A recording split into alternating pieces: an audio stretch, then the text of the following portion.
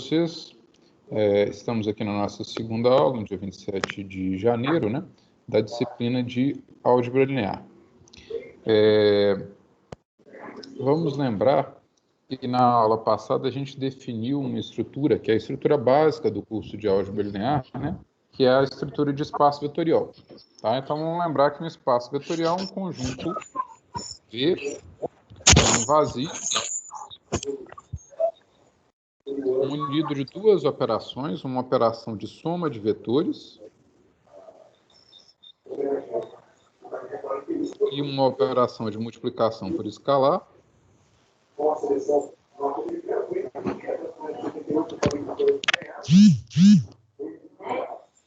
que satisfazem a 10 propriedades. Tá?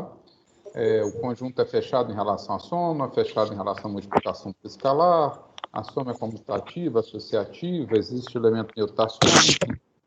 São 10 propriedades básicas, tá? Não vou listá-las aqui, não. E o importante, né, é a gente perceber que a estrutura de espaço vetorial é uma estrutura mais genérica e que os elementos desse espaço passam a ser chamados de vetores. Pessoal, parece que tem algum microfone aberto, está vazando bastante som. Se puderem verificar para mim, por gentileza. Mas então, né, dado um espaço vetorial V,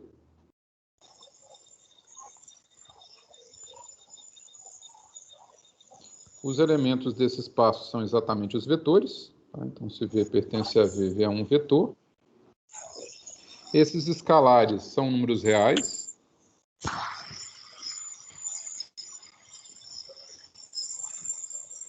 E aí a gente tem como exemplos de espaços vetoriais, né, o R2 com a soma usual e a multiplicação por escalar usual, isto é, se você pegar um vetor U1 de coordenadas x1, y1 e um vetor U2 de coordenadas x2, y2, a soma vai ser x1 mais x2, y1 mais y2, ou seja, a gente soma as respectivas coordenadas, né? Primeira com a primeira, segunda com a segunda. E se lambda é um número real, a gente define lambda vezes 1 como sendo lambda x1, lambda x2, ou seja, a multiplicação por escalar é multiplicando cada uma das coordenadas, né, do vetor pelo respectivo escalar. Tá? Bom, da mesma forma, o R3, acrescentando-se uma terceira coordenada aqui, x1, y1, z1. Tá? Isso cumpre todas aquelas propriedades, então isso é um espaço vetorial. Né? E a gente viu outros espaços também, como, por exemplo, polinômios de grau menor ou igual a um determinado valor. Né? Por exemplo, polinômios de grau menor ou igual a 2, ou polinômios de grau menor ou igual a 3, tá? Etc. e tal. A ideia hoje é a gente falar sobre subespaços vetoriais, combinações lineares e dependência e independência linear. Tá? Então, deixa eu anotar aqui quais são os tópicos de hoje. A gente vai falar sobre subespaço vetorial. Apenas o essencial para a gente entender esse contexto, não é exatamente o que a gente quer estudar. Os objetos principais da aula de hoje, que vão nos acompanhar durante todo o curso, são as combinações lineares e conceito de dependência e independência linear, que vão estar associados à ideia de base, que para nós é uma ideia muito importante, diria essencial para o estudo que a gente vai desenvolver. Tá? Bom, pois bem, então, sem mais delongas, né? Vamos definir o espaço, perdão, espaço vetorial, subespaço vetorial. O que seria isso, tá?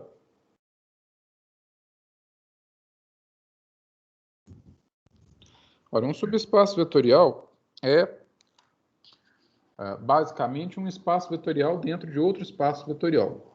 Então, ou seja, é como se você tivesse um espaço vetorial V e dentro dele um outro subconjunto W, que W também de forma que W também seja, né, um espaço vetorial, tá? Então, dado um espaço vetorial V,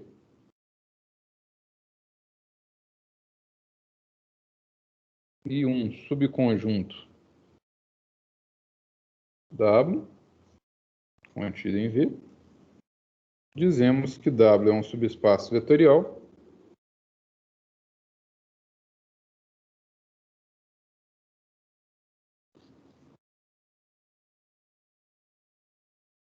essa expressão é meio grande, então a gente costuma escrever assim, ó, SV, subespaço vetorial, se W com as mesmas operações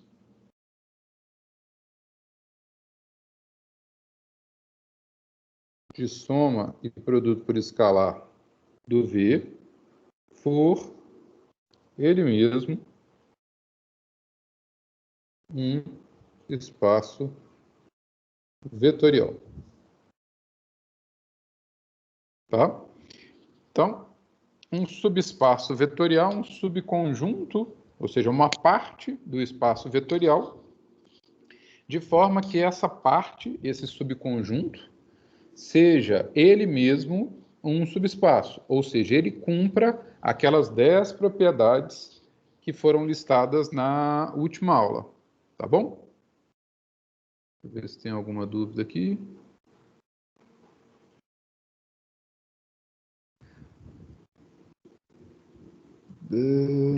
Estão falando que está travando um pouquinho? Tá. Deixa eu ver como é que está a minha conexão aqui, para ver se o problema é aqui. Não, minha conexão está no máximo. Deixa eu acompanhar aqui. Está dando muito delay, pessoal? Ou está dando para acompanhar mais ou menos? Qualquer coisa eu posso falar mais devagarzinho também, para ficar um intervalo menor. Às vezes é algum problema da transmissão da câmera aqui. Bom, vamos tentar. Vou falar um pouco mais devagar, ver se isso resolve o problema, tá? Então, recapitulando, tá? Deixa eu só ver aqui qual que é a fala. Tá dando umas travadas de vez em quando, né? Tá. Se ficar muito complicado, vocês me avisem que eu tento resolver aqui de alguma forma, tá? Desconectar, reconectar, enfim. Né? O que a gente consegue fazer aqui, ver se resolve o problema de conexão. Ô, professor. Pois não. Não sei se você ia aceitar isso, mas é uma coisa que eu acho que os professores estão fazendo bastante, que eles estão gravando as aulas e aqui eles estão mais tirando as dúvidas. Eu acho que seria uma boa, porque eu acho que desse jeito acaba travando para muita gente, sabe? E às vezes a gente perde o raciocínio. Entendi. A gente pode pensar nessa possibilidade, né? Quem estava falando comigo era o Vitor, né? A gente pode pensar nessa possibilidade, podemos testar sim, né? Não tem problema, tá? O que eu tenho um certo receio, né? Não sei se isso está funcionando bem com os outros professores, é que vocês não vejam a aula teórica tempestivamente. E se isso acontecer, né? Se a aula teórica não for vista tempestivamente, não vai ter dúvida. E aí, se não tiver dúvidas, a aula vai ficar meio improdutiva, né? A experiência que eu já tive foi um pouco nesse sentido. Mas não nos custa tentar, tá? Podemos tentar fazer dessa forma, por exemplo, para a próxima aula, né? Aí eu informo vocês direitinho, né? Faço a postagem do vídeo com a gravação da parte teórica e a gente pode tirar dúvidas durante a aula síncrona. É uma possibilidade, sim, tá bom? Se puder, mas hoje vamos tentar... Tudo bem, não tem problema não, a gente pode tentar dessa forma. Mas hoje, de qualquer maneira, até por estarmos muito na parte inicial ainda, eu acho que é importante a gente debater um pouquinho mais essas ideias, que são ideias absolutamente essenciais, elas vão percorrer o curso todo, o tempo todo a gente vai ficar retornando a essas ideias, né? E também, se houver algum problema, né, alguma dificuldade maior, é possível ver o vídeo depois, ele vai estar disponibilizado lá.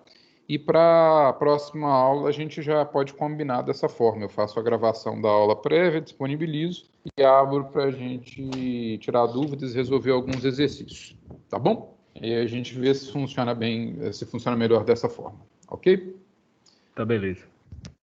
Maravilha. Obrigado pela sugestão, Vitor. Eu vou, de toda maneira, falar mais devagarzinho, gente, porque aí trava menos, né? Fica menor essa distância entre a minha fala e a escrita, tá? Recuperando aqui, então. O que é um subespaço vetorial? Um subespaço vetorial é um espaço vetorial dentro de outro, tá? Então, você vai ter um espaço vetorial V, já conhecido, isto é, a gente sabe quem é o V, a gente sabe quais são os vetores, né, de V, evidentemente, tá certo? E a gente já tem as operações de soma de vetores e de multiplicação por escalar no espaço V. O W vai ser um subconjunto desse V, e se esse W for atendendo a todas aquelas 10 propriedades que satisfazem, né, que definem o espaço vetorial, ele vai ser chamado de um subespaço. Tá? Então, o que esse W tem que ter, né, basicamente? O que a gente vai exigir desse W? Tá? Que ele seja fechado com relação à soma, que é uma das propriedades, né? Que ele seja fechado em relação ao produto por escalar. E, basicamente, pessoal, essas duas propriedades, tá? Porque as demais, elas já são satisfeitas para o V todo, elas vão ser satisfeitas para o W também. Tá? Por exemplo, uma das propriedades que a gente tem que verificar é se a soma de vetores é comutativa, né? Bom, mas a soma é comutativa no espaço todo, ou seja, no V inteiro, para quaisquer dois vetores. Quando eu somo U com V, dá a mesma coisa que V com U. Se eu pegar dois vetores na parte verdinha, eles estão na parte azul, então a soma continua comutativa, né? Ou seja, não tem por que perguntar se a soma vai ser comutativa em W, se ela é comutativa no V inteiro. A associatividade, a mesma coisa. A soma é associativa no espaço grande, então ela vai ser associativa também no espaço pequeno. Distributividade da soma, do produto, né, com relação à soma, mesma coisa. Então, quando a gente vai olhar propriedade por propriedade, depois eu gostaria que vocês fizessem isso com calma, peguem a lista das 10 propriedades e olhem uma por uma, tá? Vocês vão ver que todas as propriedades, quase todas as propriedades, melhor dizendo, que já existem em V, elas vão migrar imediatamente para o W, tá? Dessa forma, né? A comutatividade, por exemplo, da soma vale no V todo, então tem que valer no W, que é uma parte de V. O que poderia não acontecer em W seria, é o que eu vou listar aqui embaixo, tá? Onde que a gente poderia ter problema?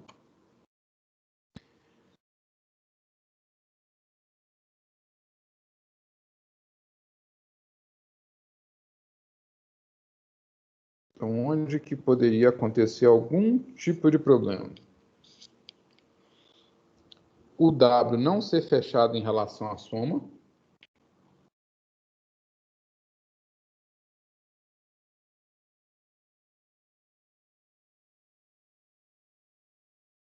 Ou ao produto por escalar. Isto é, poderia acontecer de você pegar dois vetores de W, cuja soma não está em W. Você vai dizer, bom, mas o V é fechado. Realmente o V é fechado. Então, se eu pegar dois vetores em W, eles vão estar em V, a soma vai estar em V também. Mas por que a soma estaria em W? Então, o W pode não ser fechado em relação à soma. A mesma coisa em relação ao produto por escalar. Os exemplos que a gente vai fazer, a gente já vai ver isso.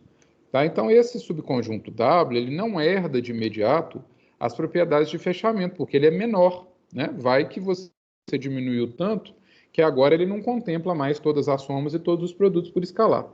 Então, isso a gente vai ter que exigir. Tá? O zero, o elemento neutro, ele tem que estar no espaço W, porque ele é fechado em relação ao produto por escalar. Então, se a gente fizer pegar um W, um vetor qualquer do espaço do Wzão, né, e multiplicar por zero, Isso vai dar 0, tem que pertencer a W. Tá? O simétrico, né, você pega W pertencente a W, o menos W é menos 1 vezes W.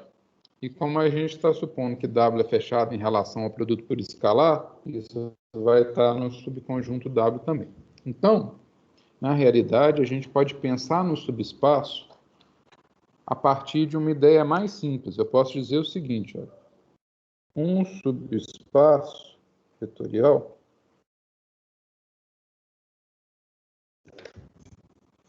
pode ser pensado como sendo um subconjunto W do espaço V, V o espaço vetorial,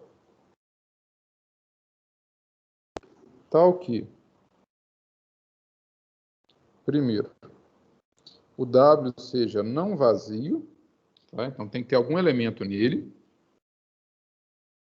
W tem que ser fechado em relação à soma.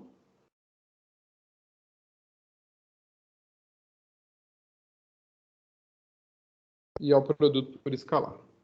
Ou seja, se a gente pegar dois vetores em W, a soma tem que estar em W, e se a gente multiplicar um vetor de W por um escalar qualquer, esse produto também tem que estar em W.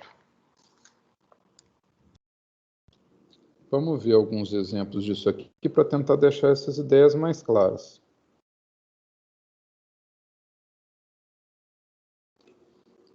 Para a gente ter um subespaço, eu preciso ter antes um espaço. Tá? Eu só posso falar de subespaço atrelado a um espaço vetorial. Né?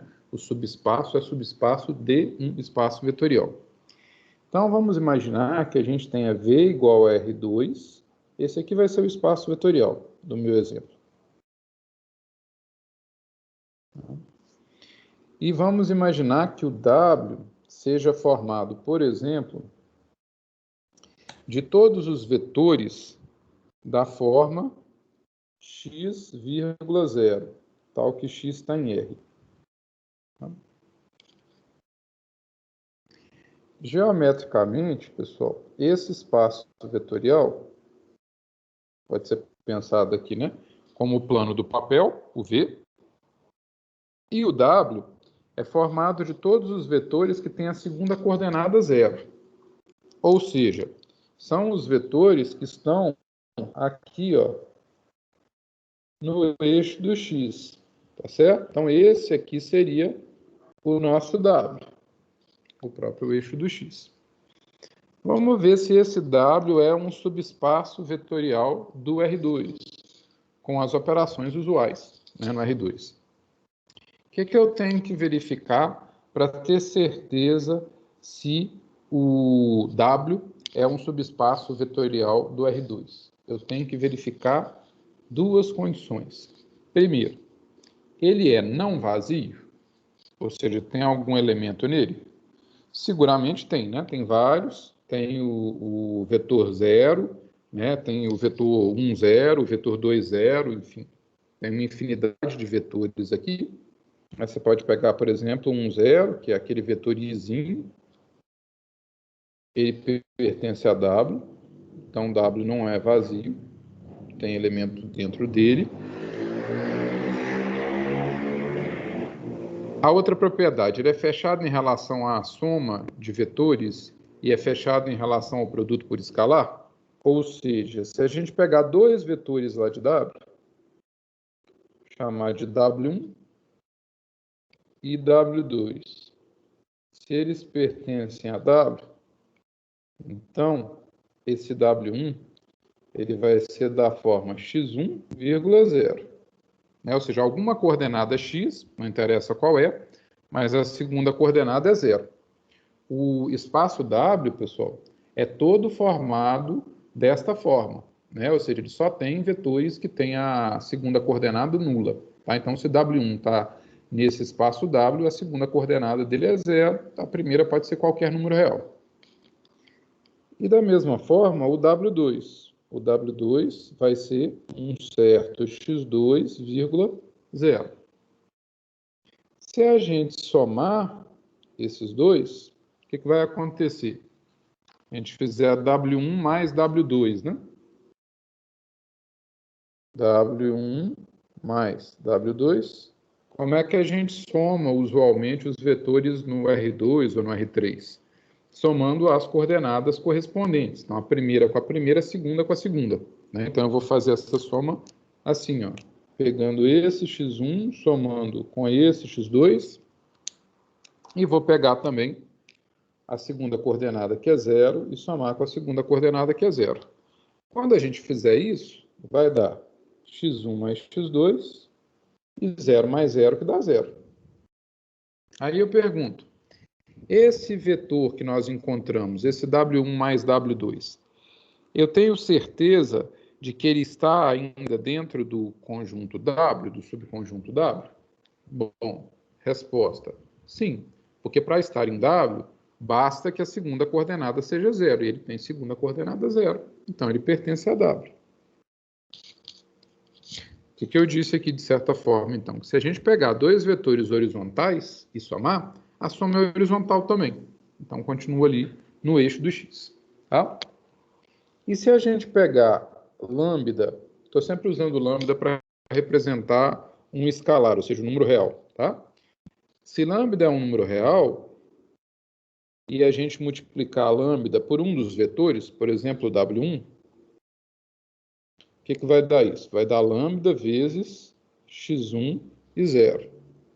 Ou seja, lambda vezes W1, como é que a gente multiplica um vetor por lambda, né? Por 2, por 3, por 5, por menos 1, multiplicando cada coordenada. Então, isso é lambda x1, vírgula, lambda v0. Mas, muito embora eu não saiba quem é lambda x1, porque eu não sei qual é o valor do x1, né? Com certeza, lambda v0 dá 0. Ou seja, a segunda coordenada é 0. O que significa que lambda W1 pertence ao subconjunto W. Então, esse W é fechado em relação à soma e ao produto por escalar. Ou seja, se nós pegarmos dois vetores de W e somarmos, a soma está lá. Se nós pegarmos um vetor de W e multiplicarmos por qualquer número real, a soma também vai estar lá. Portanto, W é subespaço.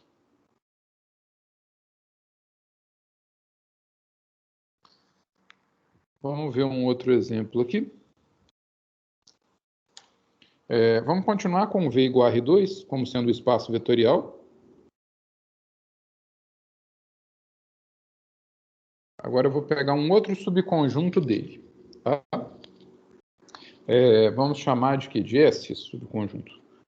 Vamos chamar de S o subconjunto formado pelos pontos da forma x, os pontos, os vetores, melhor dizendo, x, y em R2, tá bom? Tais que x2 é igual a y2. Ou seja, a condição para um vetor desse, né, no plano, um vetor de duas coordenadas, estar no S, é que o quadrado da primeira coordenada seja igual ao quadrado da segunda coordenada. Tá? Então, por exemplo, só para a gente entender um pouquinho.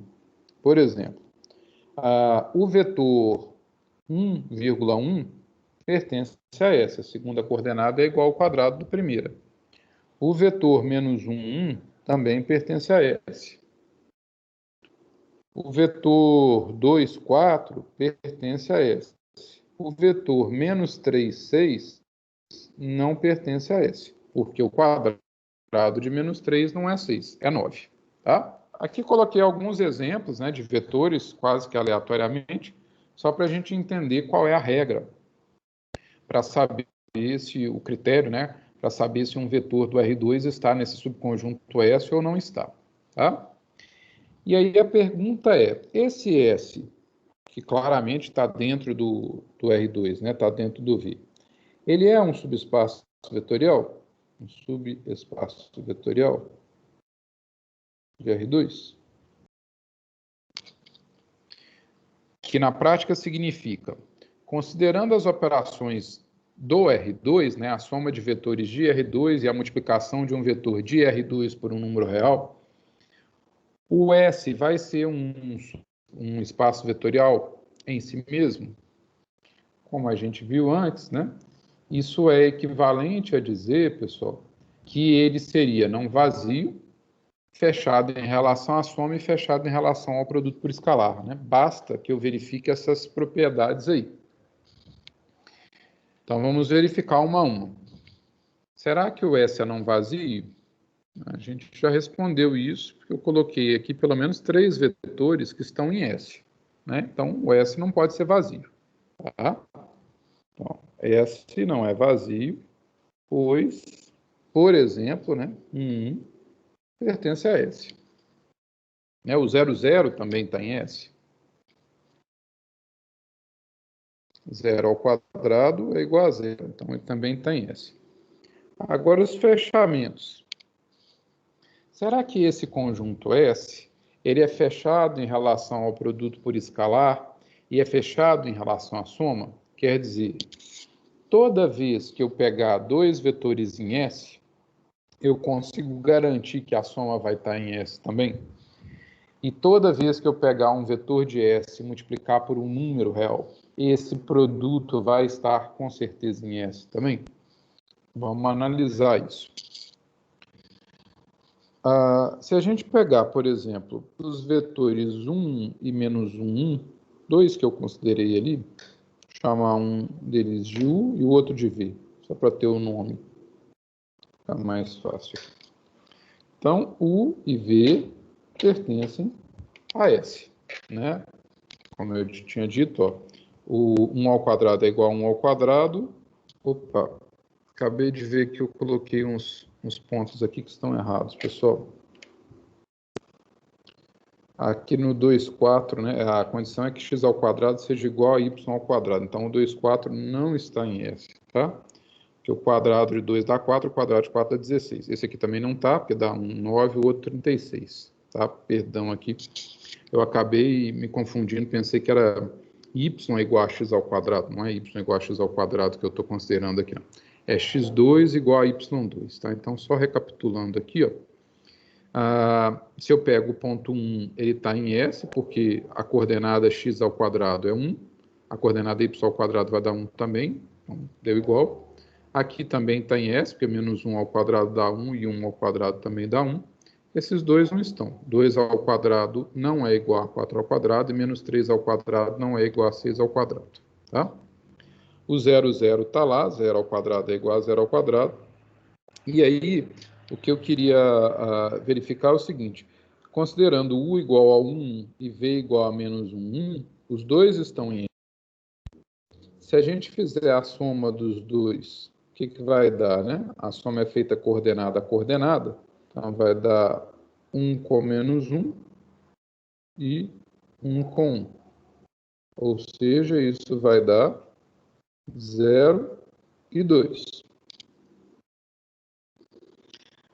Essa soma, ou seja, o vetor 0, 2, está em S. Se a gente olhar a condição para estar em S, é que o quadrado da primeira coordenada coincida com o quadrado da segunda.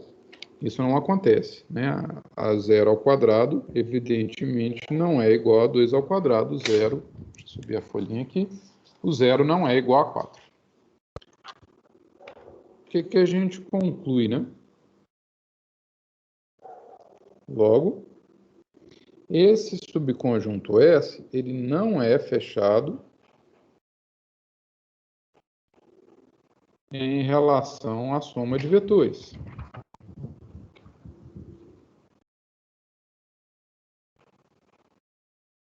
Por quê? Porque eu já apresentei pelo menos 2 vetores que estão em S, mas cuja soma não está. Tá? E se ele não é fechado em relação à soma, ele não pode ser um subespaço vetorial. Tá? Então, eu já posso colocar ali como resposta, olha, que esse S não é um subespaço vetorial de R2. Como ele não é fechado em relação à soma, eu nem preciso olhar se ele é ou não fechado em relação ao produto por escalar, porque uma das propriedades já não foi cumprida mesmo, né? ele já não pode mais ser um subespaço vetorial, tá? Eu queria só observar, pessoal, que esse S que eu defini, né, que é o conjunto dos pontos, dos vetores em R2, melhor dizendo, tais que a coordenada x ao quadrado é igual à coordenada y ao quadrado, essa condição x2 igual a y2, ela pode ser reescrita dizendo que x é igual a y ou x é igual a menos y. Então, esse conjunto S, ele é formado pela reta x igual a y, que é a reta bissetriz aqui do primeiro e do terceiro quadrantes, né, que divide aqui ao meio, e mais o conjunto em que x igual a menos y, que é a outra reta bissetriz, agora do segundo e do quarto. Tá? Então, é essa reta aqui. Pronto. O S, pessoal, é esse x, tá? Conjunto dos pontos em que o quadrado da primeira coordenada coincide com o quadrado da segunda. É esse xzinho aí, ó. Esse xzinho, ele não é fechado em relação à soma. Se você pega o vetor de uma que está numa parte, por exemplo, na verde, né? Tipo aqui. Não sei se aí vai dar para ver que eu destaquei o vetor. Acho que está dando, né? Se você pega um vetor que está nessa parte verde e um vetor que está na parte rosa, quando você somar os dois, não tem que usar aquela regra do paralelogramo? Se eu somar esses dois, a soma não vai estar nem numa reta nem na outra, ele vai aparecer aqui na diagonal, tá certo? Então, isso não é fechado em relação à soma, tá? Ao produto por escalar, até seria. Se eu pegar um vetor que está nesse x, ele tem que estar ou na perna verde ou na rosa. Se ele estiver na perninha verde, né, nesse pedacinho verde, e eu multiplicar isso aqui por qualquer número, ele vai continuar nessa mesma reta. E se ele tivesse rosa, multiplicasse por um número positivo ou negativo, ele continuaria na reta rosa. Então, fechado por multiplicação por escalar, ele até seria, mas em relação à soma, não. Como o exemplo que a gente fez antes já indicava bem. Deixa eu ver se tem alguma pergunta aqui.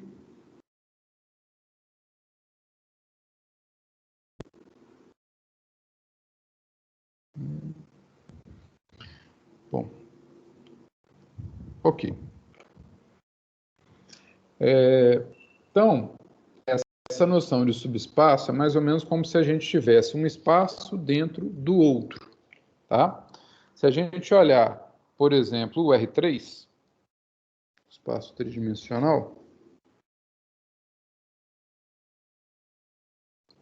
se eu considerar, por exemplo, o plano XY, que é esse plano aqui, né? Vamos lembrar que o eixo do X é esse, que está aqui apontando para fora do papel, eixo do Y e eixo do Z. O plano XY, pessoal, se eu chamar isso aqui de S, né? S o plano XY, ou seja, o plano Z igual a zero, é um subespaço vetorial. O plano XZ também é um subespaço vetorial. O plano YZ também é um subespaço vetorial. É quase imediato, eu diria que é visível, né? Se a gente pegar dois vetores aqui do plano XY e somar, a soma vai estar no plano ainda. Se eu pegar um vetor aqui do plano XY e multiplicar por um número, ele talvez aumente de módulo, diminua de módulo, até inverta o sentido, mas com certeza, se eu pego um vetor que está nesse plano, ao multiplicar por algum número, ele continua nesse plano, mesmo que eventualmente inverta o sentido, né, altere o módulo, mas ele vai continuar nesse plano. Não tem como eu pegar um vetor daqui, multiplicar por 3 e ele agora está fora do plano XY. Tá? Mesma coisa para os outros dois, né? Como eu tinha falado antes. O plano XZ também é um subespaço vetorial, ou seja, o plano Y é igual a zero, é subespaço vetorial. E o plano YZ também, da mesma forma. É o plano x igual a zero, é um subespaço vetorial. Tá? Então, realmente, essa ideia de subespaço vetorial é como se você tivesse uma parte, né, que funciona como espaço vetorial, ou um espaço vetorial menor dentro de um espaço vetorial maior.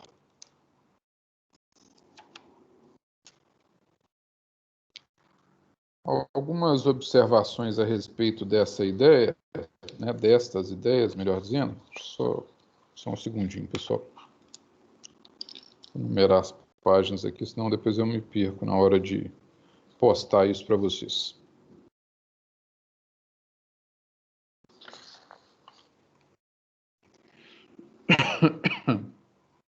Algumas observações aqui.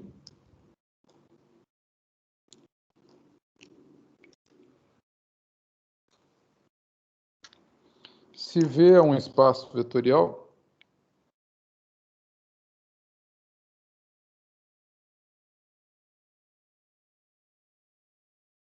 o conjunto formado só pelo vetor nulo é um subespaço vetorial. Diria que é um subespaço meio inútil, né? Porque ele só tem o vetor nulo, mas ele é um subespaço vetorial de V. Por quê? Ele é não vazio, porque o zero está lá dentro. Ele é fechado em relação à soma, inclusive porque ele tem... Então, a única soma que você consegue fazer aí é de zero com zero mesmo, né? Não tem como somar mais nada, porque não tem outro vetor ali dentro. E quando você soma zero com zero mesmo, dá zero, ou seja, isso fica dentro do subconjunto. E ele é fechado também com relação à multiplicação por escalar. Como o único vetor que tem lá dentro é o zero, se você pegar um número real qualquer, lambda vezes o único vetor possível é lambda V0, e uma das propriedades é que lambda V0 tem que dar zero, que pertence, então, ao subespaço. Tá? Esse subespaço é normalmente chamado de subespaço trivial. Tá? Só o zero.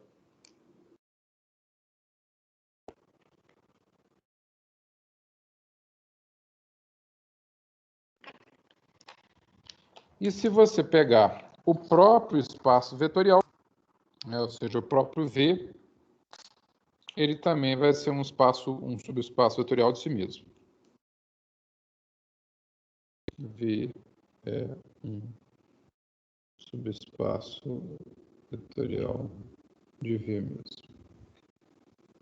Também não tem muita graça, né? Ele já é o espaço todo, é claro que ele seria um espaço vetorial, então ele pode ser considerado como subespaço de si mesmo. Tá? Esses dois subespaços são meio sem graça, né? Só o zero e o espaço todo.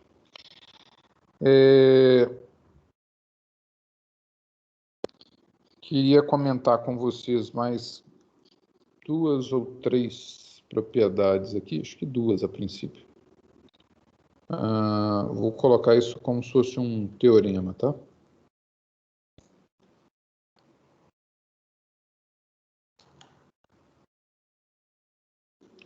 Se V é um espaço vetorial,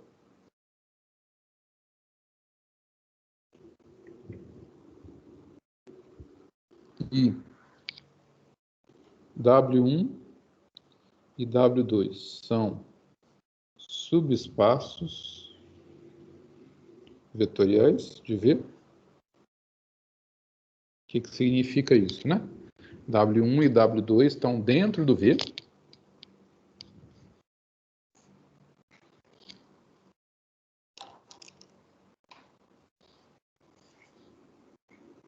W1 está por aqui, o W2 está por ali em algum lugar.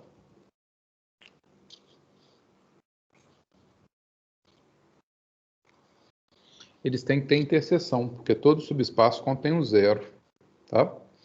Então, pelo menos o zero é comum aos dois, ok?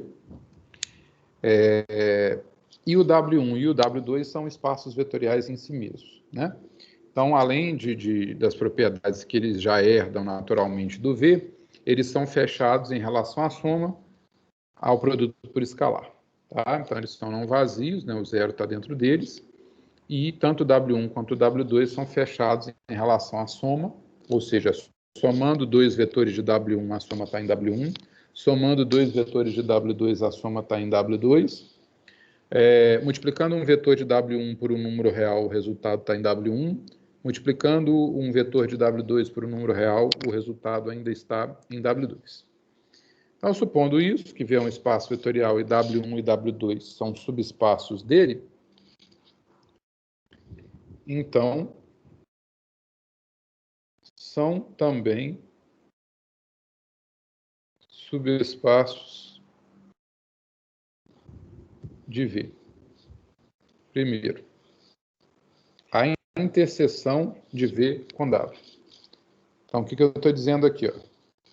Perdão, W1 com W2. W1 com W2. A interseção de W1 com W2. Isto é, se a gente pegar dois subespaços vetoriais, a parte comum deles, né, o W1 interseção W2, vai ser um subespaço vetorial também. Isto é, ele é não vazio, fechado em relação à soma de vetores e fechado em relação ao produto por escalar. E da mesma forma, o W1 mais W2. Aqui eu preciso ainda definir o que é somar, né? W1 com W2.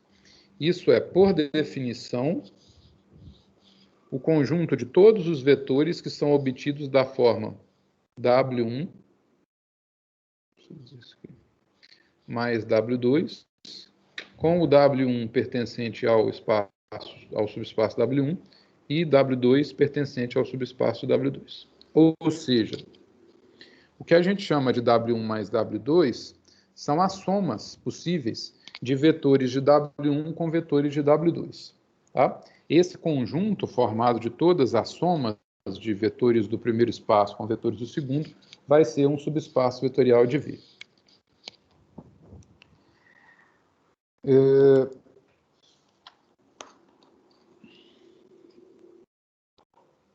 Se a gente pensar, por exemplo,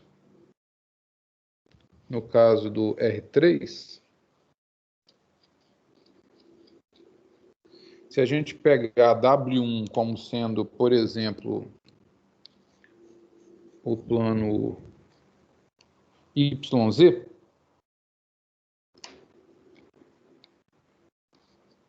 tá? Então W1 é o plano YZ, ou seja, o plano x igual a zero, tá? E a gente pegar o plano XY como sendo W2,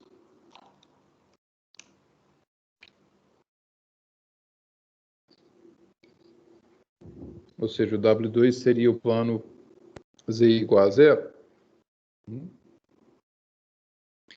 A interseção desses dois, a interseção do plano YZ com o plano XY, é exatamente o eixo dos Y, né? W1 inter W2 vai ser o eixo dos Y. E isso é um subespaço vetorial.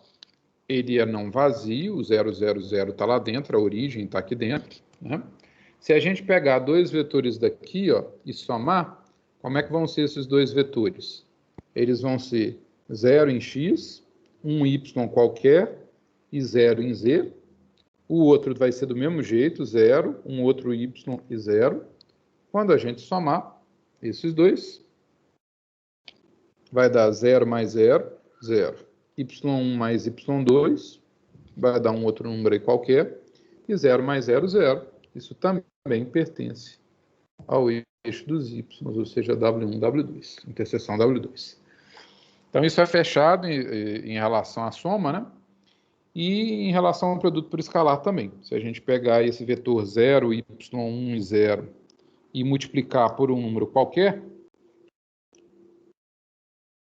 lambda é um número real, aí a gente faz lambda vezes 0, y1, 0, isso vai dar lambda vezes 0, que é 0, lambda vezes y1, que dá lambda y1, e lambda vezes 0, que é igual a 0.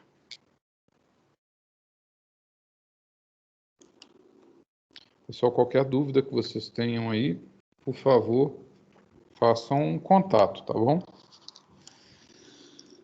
Não tem nenhum problema a gente interromper para discutir as dúvidas. Aqui eu mostrei apenas um exemplo, tá?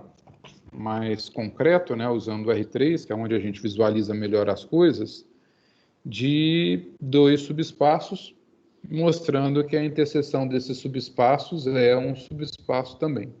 mas isso vai acontecer de forma geral, não só no R3, não só para esses subespaços aí especificamente. Dados dois subespaços quaisquer, a interseção vai ser um subespaço ainda, e a soma dos subespaços também será um subespaço.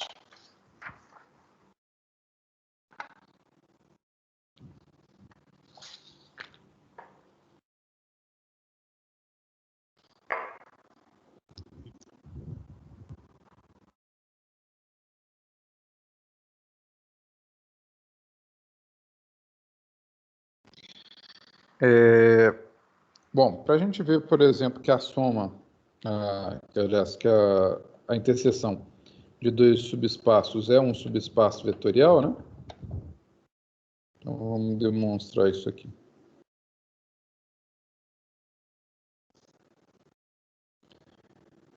Mostrar que W1, interseção W2, é um subespaço vetorial.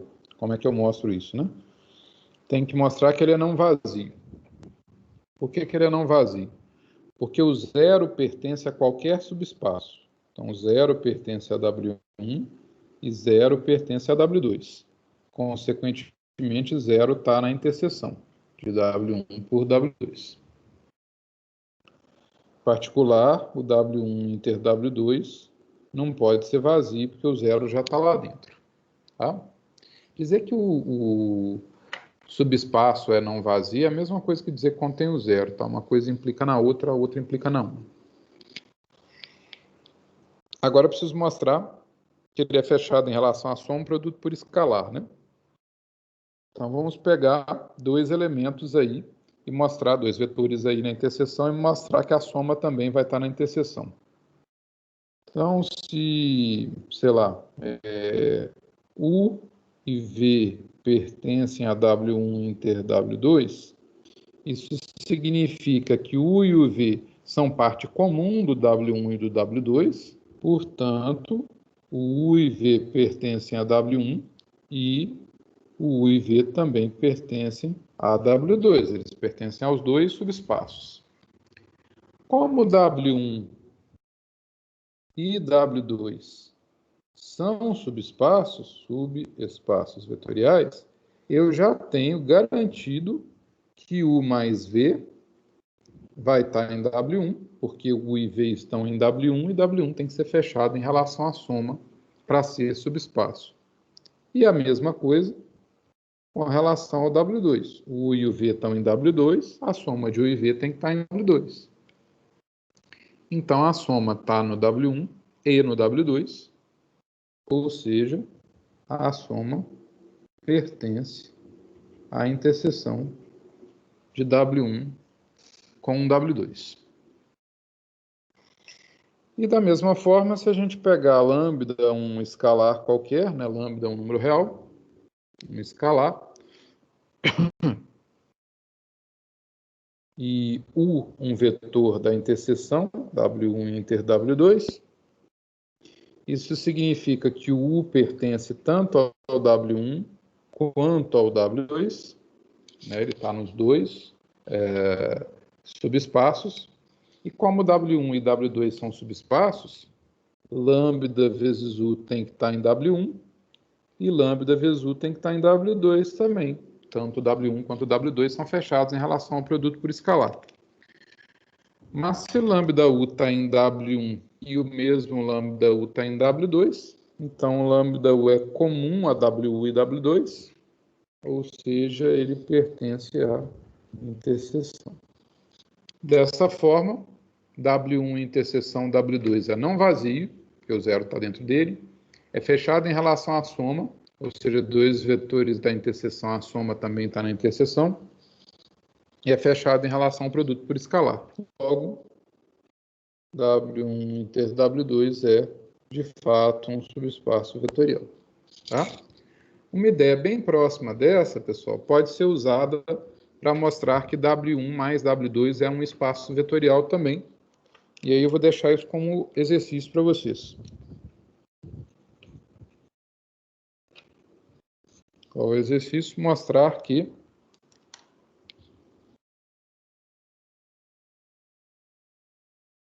Se W1 e W2 são subespaços vetoriais de V, então W1 mais W2, que nada mais é do que o conjunto obtido pelas somas de vetores que estão em W1 com vetores de W2, é um subespaço vetorial de V. O que vocês têm que fazer? Mostrar que o zero está aí dentro, ou seja, que o zero é a soma de um vetor de W1 com um vetor de W2. Mostrar que se eu pegar dois vetores que estão aqui, a soma deles vai estar, e se eu pegar um vetor daqui e multiplicar por um número real, né, esse produto por escalar vai estar aí também. Não é difícil, não, e é um exercício interessante para aprimorar esse entendimento, né, de espaços e subespaços vetoriais. Tá? Qualquer dúvida também a gente pode discutir a resolução na próxima aula ou nas próximas aulas. Tá bom? Bem, feito isso, pessoal, vamos falar agora do segundo tópico de hoje, né? Que eram as combinações lineares. Então, vamos falar um pouquinho sobre isso.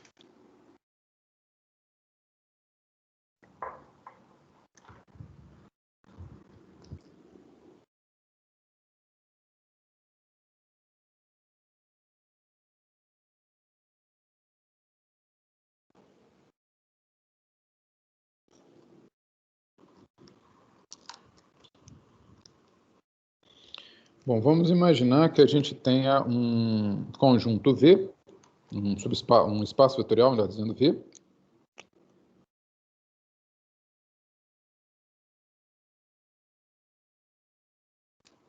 Vamos imaginar que V seja um espaço vetorial.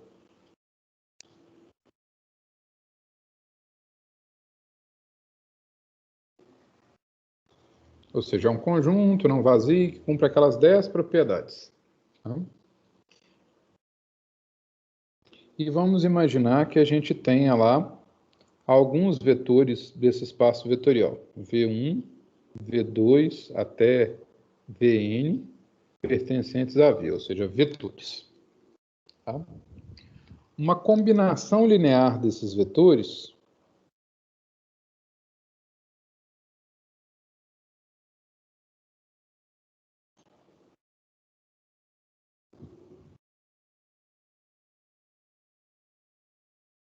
é um vetor da forma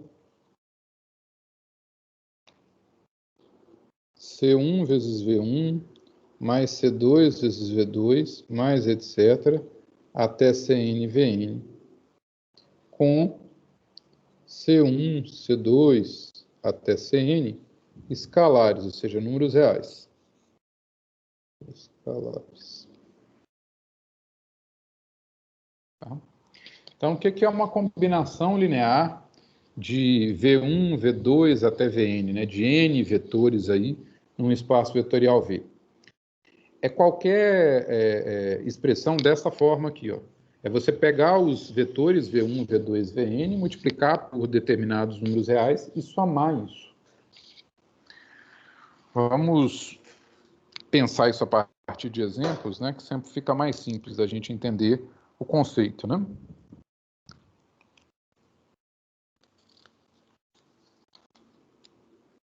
Então, por exemplo,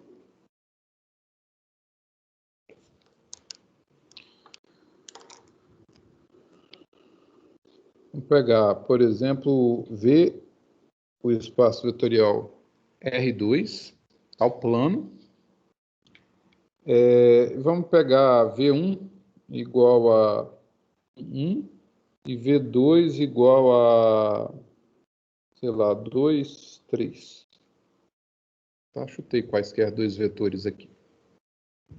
O que é uma combinação linear desses dois vetores, pessoal?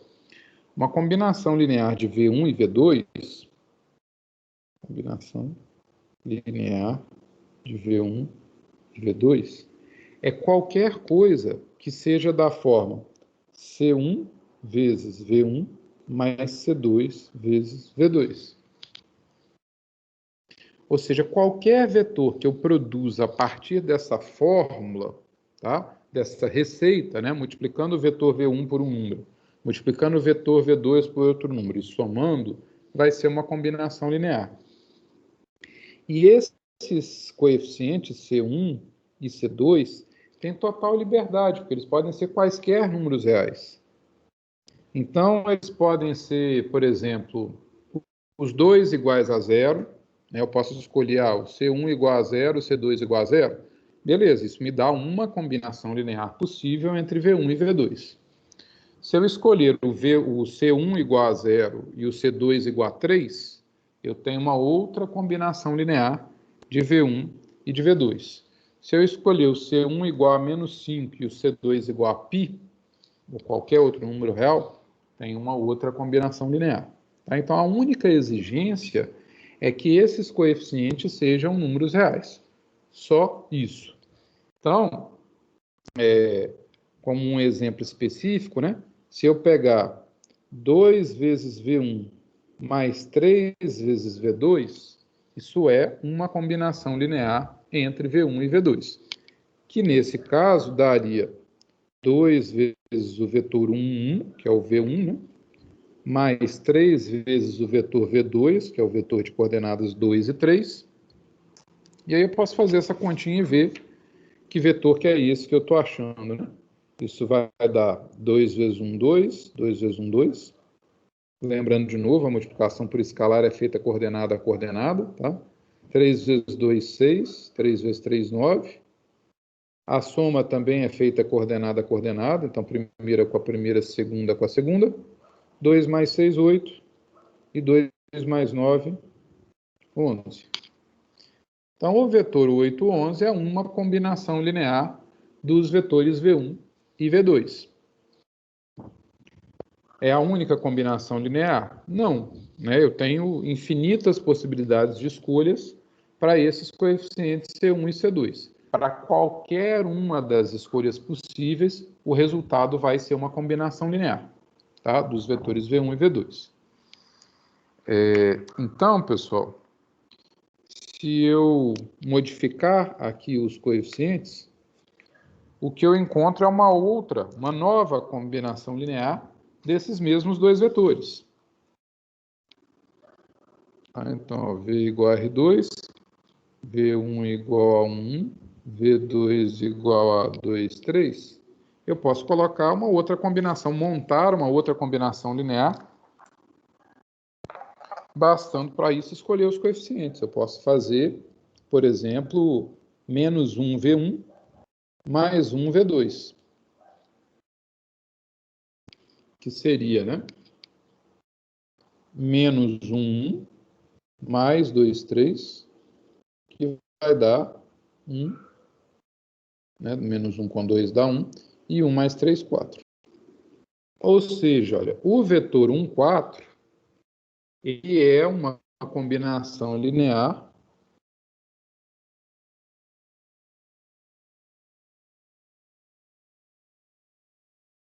de V1 e de V2. O outro vetor que a gente tinha encontrado, que era o 8, 11, né?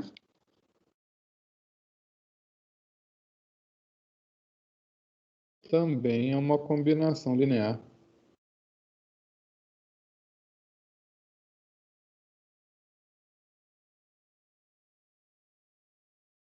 de V1 e de V2. Ou seja, o que é uma combinação linear de V1 e V2? Qualquer vetor que consiga ser escrito, qualquer vetor V, que consiga ser escrito como C1, V1 mais C2, V2, será uma combinação linear de V1 e de V2. A única exigência é que C1 e C2 sejam números reais. Tá? Então, qualquer vetor que você consiga produzir, multiplicando os vetores por determinados escalares e somando, é uma combinação linear. E eu queria chamar a atenção aqui para algo que eu falei antes, né? Mas é importante reforçar que, eventualmente, os coeficientes podem ser zero. Tá? Então, se eu pegar, por exemplo,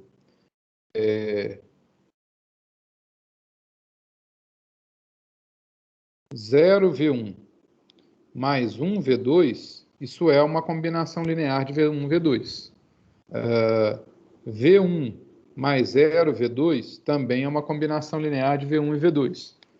0V1 mais 0V2 é uma combinação linear de V1 e V2. E assim sucessivamente. Menos 10V1 mais qualquer outra coisa aqui, 14V2, tudo isso são exemplos de combinações lineares, né?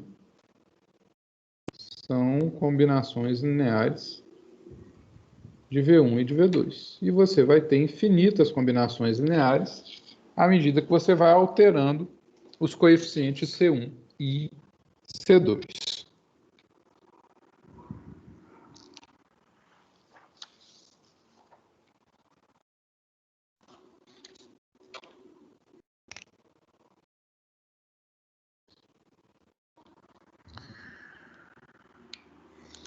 Vamos fazer um exercício aqui trabalhando essa ideia de combinação linear. Como eu falei antes, gente, essas duas ideias que a gente vai trabalhar hoje, combinações lineares e dependência e independência linear, são as ideias centrais de quase todo o curso, tá? Então isso tem que ficar bastante claro, tem que ser bastante trabalhado. Então já vamos fazer alguns exercícios aqui tratando dessas ideias, tá? O primeiro exercício seria verificar se o vetor W é ou não combinação linear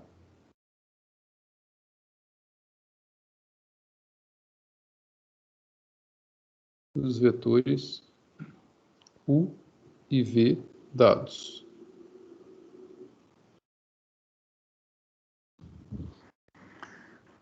Então, no item A, o W seria o vetor 0, menos 5 e 2.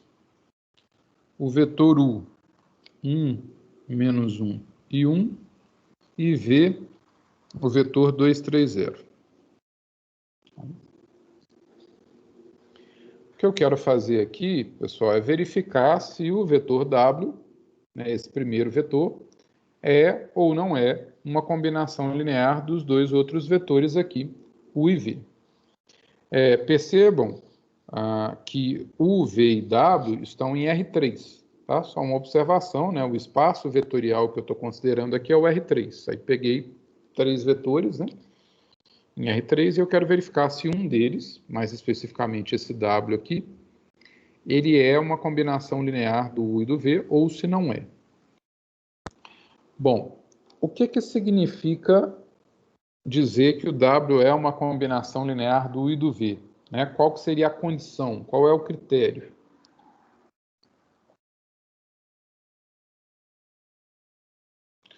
Para o W ser uma combinação linear de U e V, o W tem que ser escrito daquela forma: C1 vezes U mais C2 vezes V. Tá? Então, W é uma combinação linear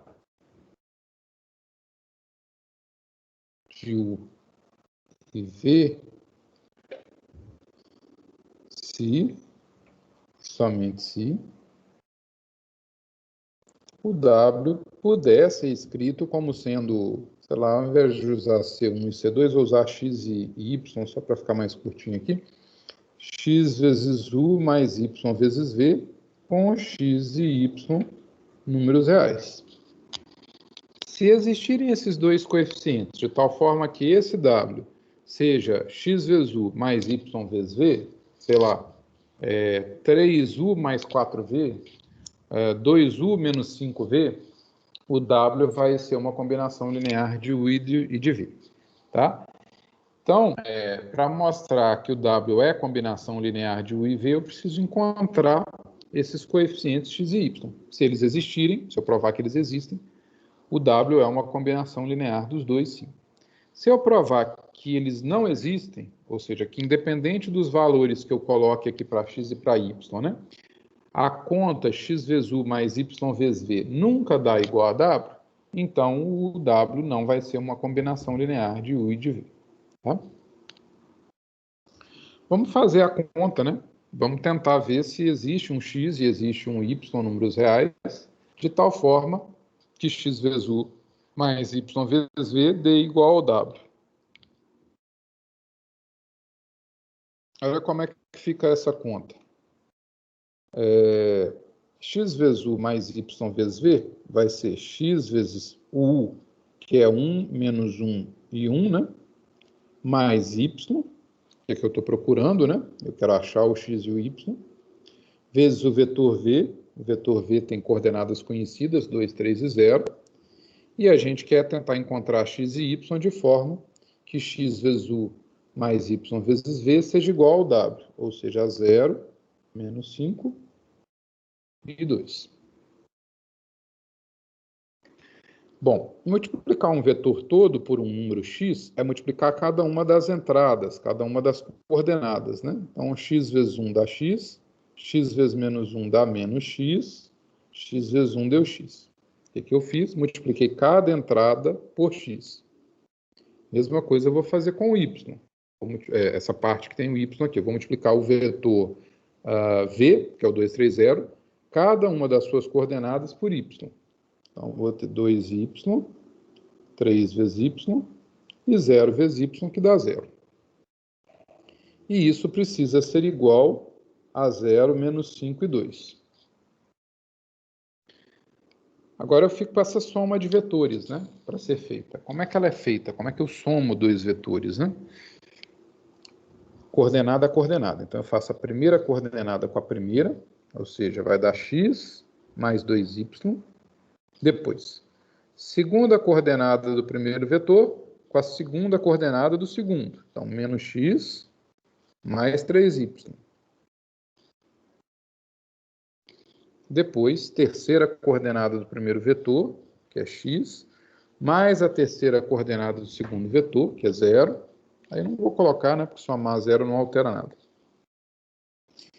Ou seja, a soma deu x mais 2y, menos x mais 3y, x mais 0, que é x.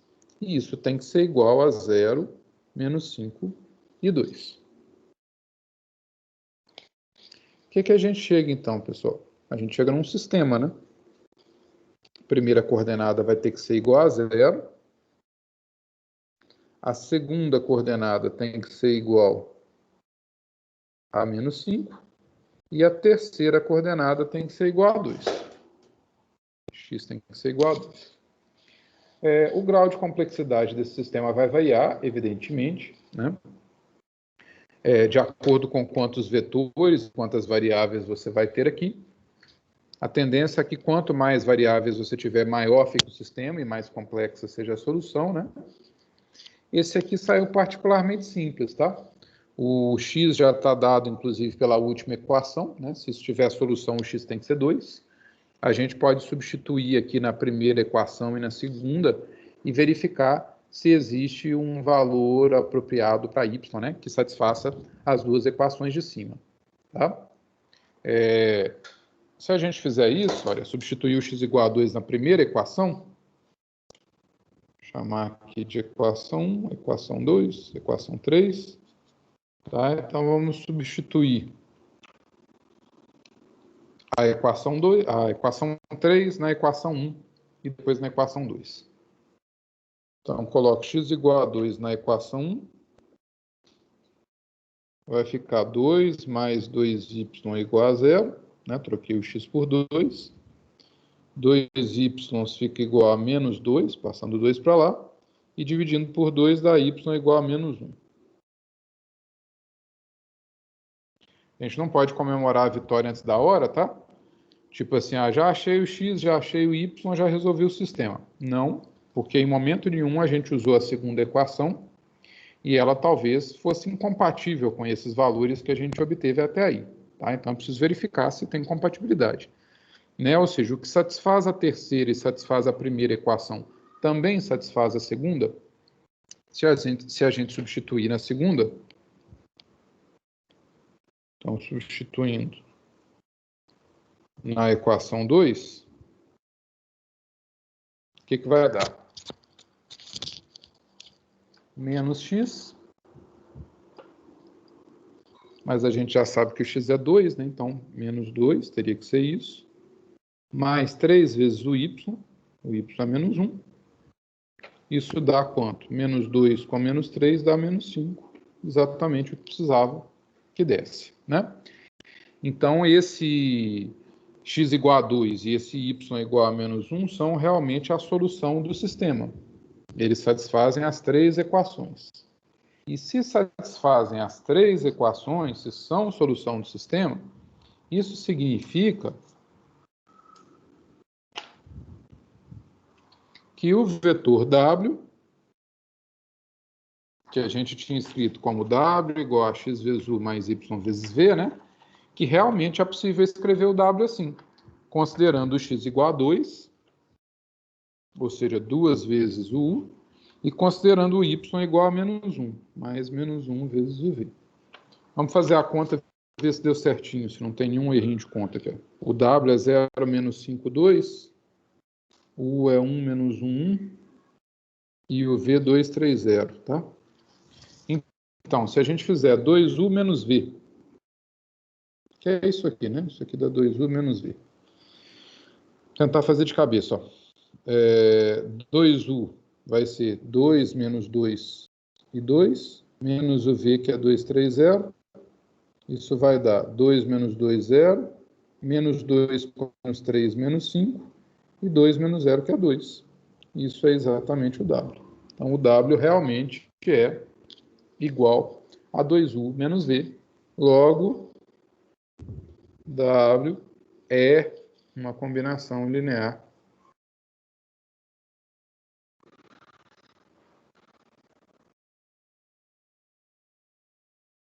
de U e de V. Ele consegue ser escrito como sendo um número real vezes U, mais ou menos um número real vezes V. No nosso caso, exatamente, o W é 2U menos V. Ok? Deixa eu enumerar a página aqui. Numerar a página.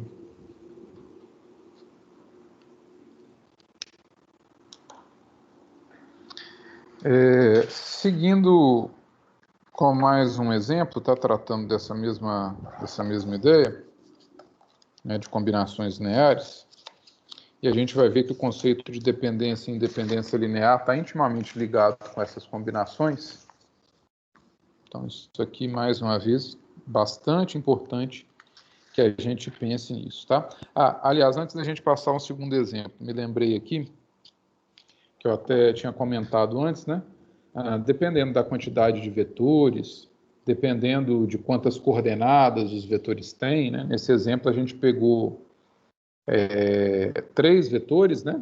Para ver se o W era a combinação linear do U e do V, e esses 3 vetores estavam em R3, então eles tinham 3 coordenadas. O sistema que a gente obteve ficou razoavelmente simples, a gente conseguiu resolver de forma usual, tá?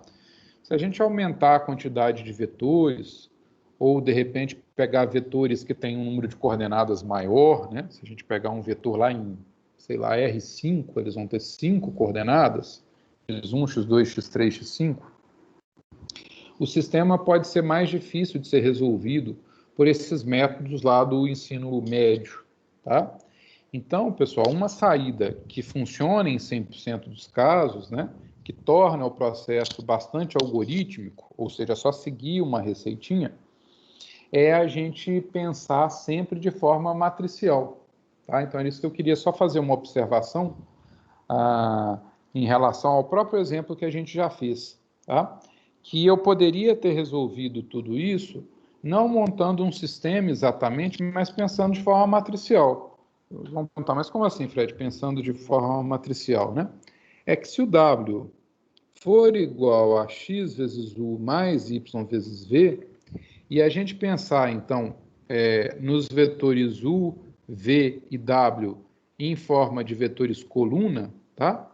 O que a gente vai ter é o vetor coluna do W igual a x vezes o vetor coluna do 1 menos 1, 1, mais y vezes o vetor coluna do V, que é o 2, 3, 0, tá bom? E essa equação matricial, pessoal, vocês devem lembrar lá da geometria analítica, ela é equivalente a gente escalonar essa matriz aqui, ó. 1 menos 1, 2, 3, 0, 0 menos 5 e 2. Tá? Aqui na coluna mais à esquerda, à direita, melhor dizendo, perdão, eu coloquei o W, que é o que eu estou testando, né? Ele é que eu quero ver se é combinação linear ou não, dos outros dois. Então, os outros dois eu coloco aqui na frente e coloco esse por último. Tá? E eu posso escalonar essa matriz. Então, vamos lembrar aqui, inclusive, esse escalonamento, né? Eu preciso usar o processo... Esse escalonamento também é conhecido como processo de eliminação de Gauss-Jordan, né? Ele funciona assim. Eu vou colocar aqui o pivô igual a 1, ele já está igual a 1 mesmo.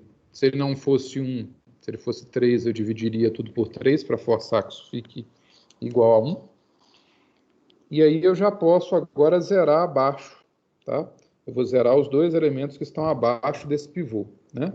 Então eu posso fazer, por exemplo, a linha 1 mais a linha 2. Vou substituir a linha 2 por linha 1 mais linha 2. Isso vai dar menos 1 mais 1 dá 0. 3 somado com 2 dá 5. Menos 5 somado com 0 dá menos 5. E aproveitando, já posso fazer também a linha 3 menos a linha 1, para zerar esse 1zinho aqui. Ó. Então, eu vou trocar a linha 3 por linha 3 menos a linha 1. Então, vou fazer 1 menos 1, que dá 0. 0 menos 2, que dá menos 2. E 2 menos 0, que dá 2. Então, eu já tenho o pivô aqui, né, na posição 1, 1, quer dizer, primeira linha, primeira coluna. E já zerei abaixo dele, tá? Lembra, gente, que a ideia central é a gente tentar transformar a matriz o mais próximo possível numa tipo identidade, tá? Nem sempre vai rolar, nem sempre vai ser possível, mas a perspectiva é essa, né? Por isso, a gente tentar colocar o 1 aqui e zerar embaixo. Seguindo essa ideia, eu preciso agora pivotear esse 5, né? Eu preciso transformar essa posição aqui, ó, em 1. Como é que eu faço isso? Eu posso dividir a segunda linha inteira por 5. Então, eu vou trocar a linha 2 por linha 2 dividido por 5. E aí vai dar 1, 2 e 0. Não mexi em nada na primeira linha agora. E eu vou dividir a segunda por 5. 0 por 5 dá 0. 5 por 5 dá 1. Menos 5 dividido por 5 dá menos 1. A terceira também eu não vou alterar, não. Tá bom? Agora que o 1 já se transformou no pivô, já foi transformado em 1, eu preciso zerar abaixo dele. Tá? Então, eu preciso zerar esse menos 2. O que eu vou fazer, trocando a linha 3 pela linha 3, mais 2 vezes a linha 2. Então, eu vou pegar essa linha aqui e somar com o dobro da segunda. Quando eu fizer isso, aqui vai dar 2, com menos 2, 0. E aí eu cumpri meu objetivo. Tá? Então, fazendo isso, olha, deixa eu subir a folha aqui. Fazendo isso, nós ficaremos com... Primeira linha não vou mexer em nada. Segunda linha também não vou mexer em nada. E agora eu vou fazer a terceira linha somada com o dobro da segunda. 0 mais 2 vezes 0 dá 0. Menos 2 somado com 2 vezes 1, menos 2 mais 2 dá 0. 2 somado com menos 2 também dá 0. O que aconteceu aqui, né? Para a gente lembrar lá dos processos de escalonamento. Uma linha inteira anulou. Já significa que a gente perdeu, de certa forma, ali, um dos vetores, né? E mais especificamente, olha, a gente chega nesse sisteminha aqui. X mais 2y igual a 0 e y igual a menos 1. Substituindo aqui em cima, x menos 2 igual a 0, x igual a 2. Tá? Então, o processo de escalonamento ele pode ser mais seguro, sobretudo se a gente tiver uma quantidade maior de vetores, e ou se esses vetores tiverem uma quantidade maior de coordenadas. Eu acho que até uma matriz 3x3, é um sistema, melhor dizendo, 3x3, é razoável a gente tentar resolver na forma de sistema mesmo. Mas para sistemas 4x4 ou, sei lá, 5x3, qualquer coisa assim, né, de dimensão maior que a 3x3, eu realmente não aconselho, porque a chance da gente se perder nas operações matemáticas tentando eliminar variáveis é muito, muito, muito grande. Tá? Então, realmente não aconselho que se faça assim. O processo de escalonamento pode ser mais seguro, tá? Embora até possa ser um pouco mais chatinho, né? Mas ele seguramente vai obter resultado com menor índice de erro, tá bom? Continuando aí, fazendo mais alguns exemplos, pessoal. Tá? A gente quer ver se o W é combinação linear, né? De U e de V. Então, eu vou pegar W igual a 4, menos 1 e 8. E U igual a 1, 2 e menos 1. E V igual a 3, 2, 1. Tá? Eu quero verificar se o W é ou não é uma combinação linear do U e do V. Ou seja, o que a gente quer verificar é se existem x e y reais, números reais, tais que x vezes u mais y vezes v vai ser igual ao w. Essa é a pergunta. Existe? Se existir, o w é uma combinação linear do u e do v. Se não existir, o w não é uma combinação linear do u e do v. A gente pode fazer exatamente como fizemos da vez anterior, né? Multiplicar tudo aqui por x, aliás, o u todo por x, o v todo por y, somar e forçar que isso seja igual a w, né? Daria assim, ó, x, 2x menos x, isso é o x vezes u, mais o y vezes v, 3y, 2y e y, e isso tem que ser igual a 4 menos 1 e 8, somando coordenada a coordenada, né? Primeira com a segunda, a primeira com a primeira, a segunda com a segunda, a terceira com a terceira, x mais 3y, 2x mais 2y e menos x mais y. E igualando ao vetor w, a gente monta esse sisteminha aqui, ó, x mais 3y é igual a 4, 2x mais 2y é igual a menos 1, menos x mais y é igual a 8. Tá? Mas esse sistema, pessoal, ele é equivalente a essa matriz aumentada aqui, ó. A matriz dos coeficientes, né? 1, 3 e 4, 2, 2 e menos 1, e menos 1, 1 e 8. Que, como eu já tinha dito para vocês da vez anterior, ó, essa primeira coluna é exatamente o vetor U, essa segunda coluna é exatamente o vetor V,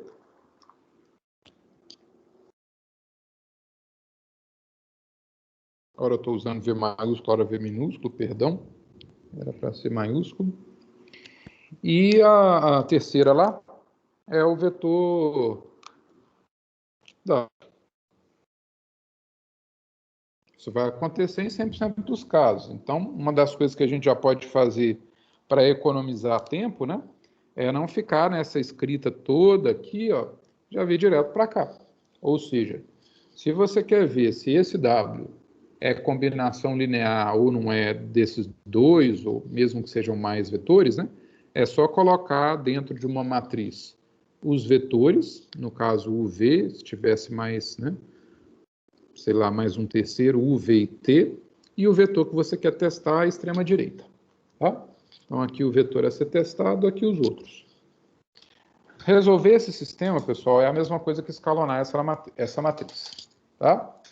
Se a gente escalonar essa matriz, eu vou preferir fazer assim, até para incentivá-los a fazer dessa forma quando o sistema for maior, tá? E também para relembrar a técnica de escalonamento, né? Deixa eu só transpor aqui, ó. Opa, aqui é 3. 1, 3 e 4. 2, 2 menos 1. E menos 1, 1 e 8.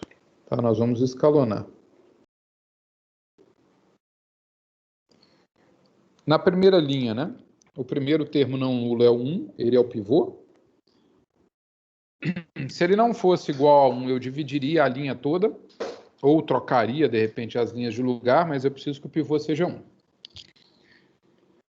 Em seguida, próxima tarefa, zerar abaixo do pivô. Então, tem que zerar esse 2 e esse menos 1.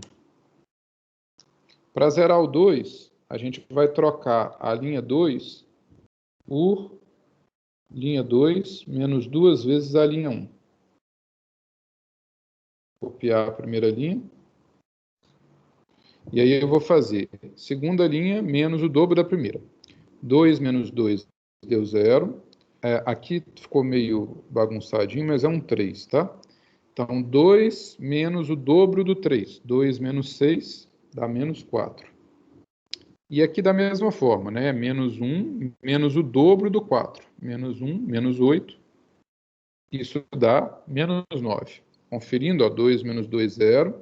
2 menos 2 vezes 3, 6. Então, 2 menos 6, menos 4. Menos 1 vezes... menos 1 menos 2 vezes 4. Menos 1 com menos 8, que dá menos 9.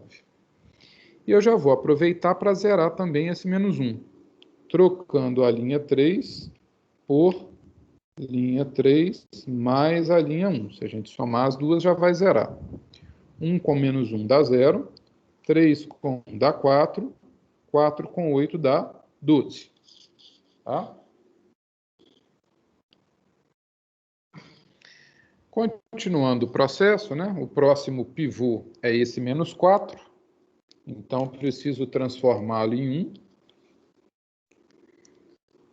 Para pivotear, né, para transformar o pivô em 1, é só dividir a linha dele toda por ele. Tá? Ou seja, eu vou dividir a linha 2 toda por menos 4. Vou trocar a linha 2 por linha 2 dividido por menos 4. A primeira e a terceira linha vão ficar exatamente como elas estavam. 1, 3, 4. 0 dividido por menos 4 dá 0. Menos 4 dividido por menos 4 dá 1. Menos 9 dividido por menos 4. Perdão, pessoal, que a folhinha voou aqui.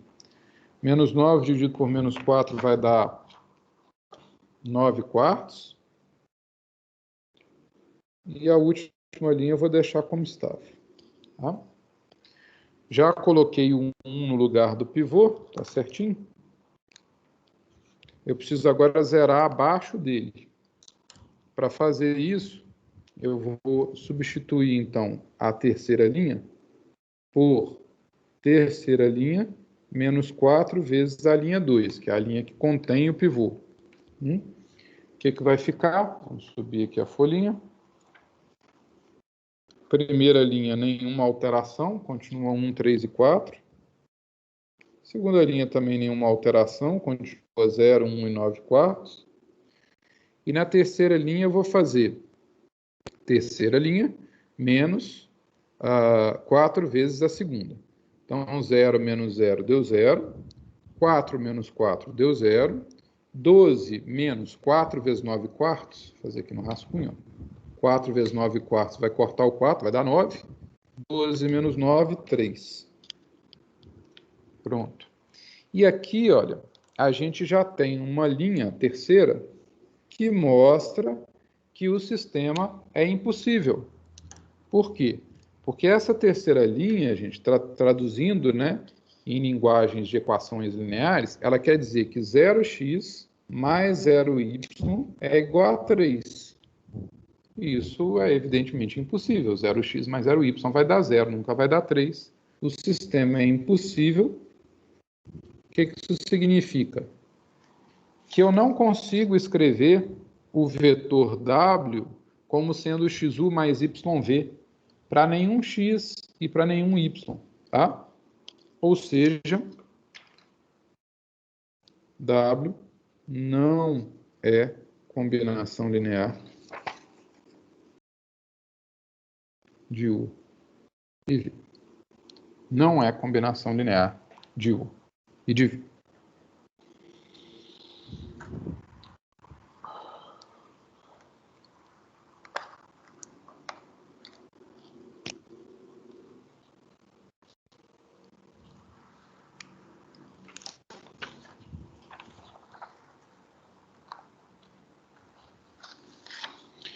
Bom, pessoal, vou deixar aqui um exercício para vocês tentarem a esse respeito, tá? Deixa eu ver se tem aqui alguma dúvida, né? Acho que, a princípio, ok. Não, ok. Tudo bem. Vou deixar aqui um exercício para vocês tentarem dessa parte de combinações lineares.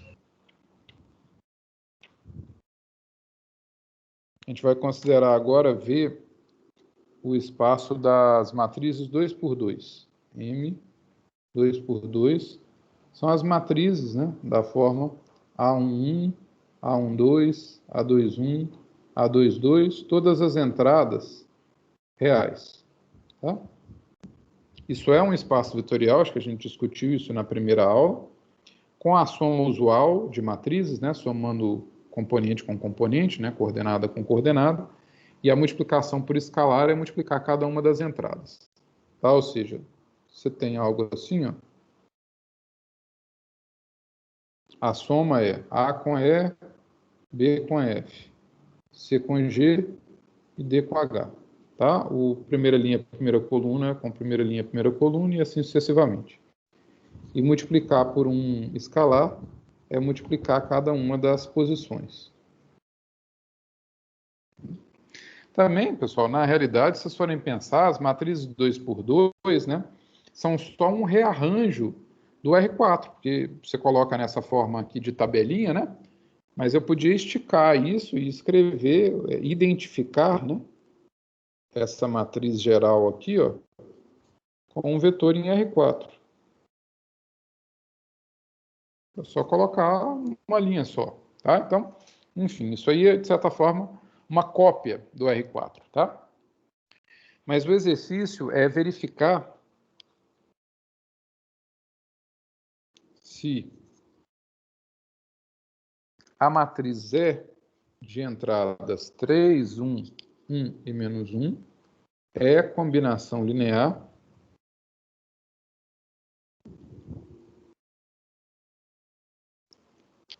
de A igual a 1, 1, 1, 0, B igual a 0, 0, 1, 1, e C igual a 0, 2, 0 e menos 1. Tá? Ou seja, para a gente verificar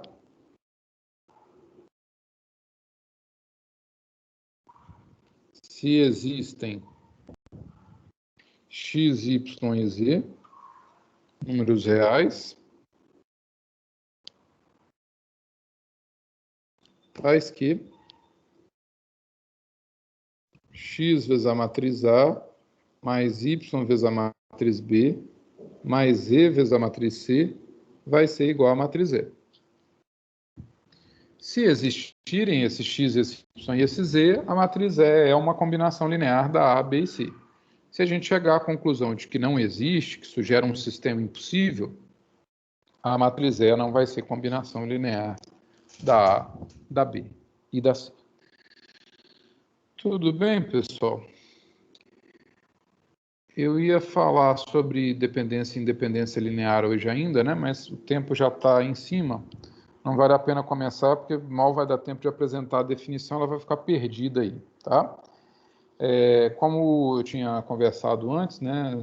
Seguindo a sugestão do Vitor, eu vou já para a próxima aula, então, disponibilizar o vídeo da aula teórica antes, tá? Eu vou tentar fazer isso no sábado ou no mais tardar na segunda, tá? De forma que vocês tenham um tempo hábil para assisti-lo antes da próxima aula síncrona, né?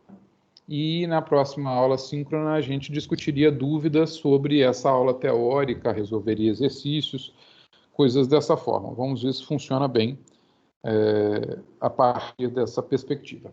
Tá certo, pessoal?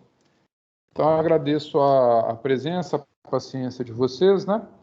Eu tenho uma aula logo em seguida, mas amanhã eu já posto o link do vídeo, né, no YouTube e faço a postagem do link no Siga, bem como das anotações que foram feitas na aula de hoje. Tá certo?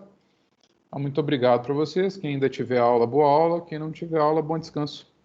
Até mais, pessoal. Um abraço a todos. Boa noite. Boa noite. Boa noite. Boa noite. Até mais. Boa noite.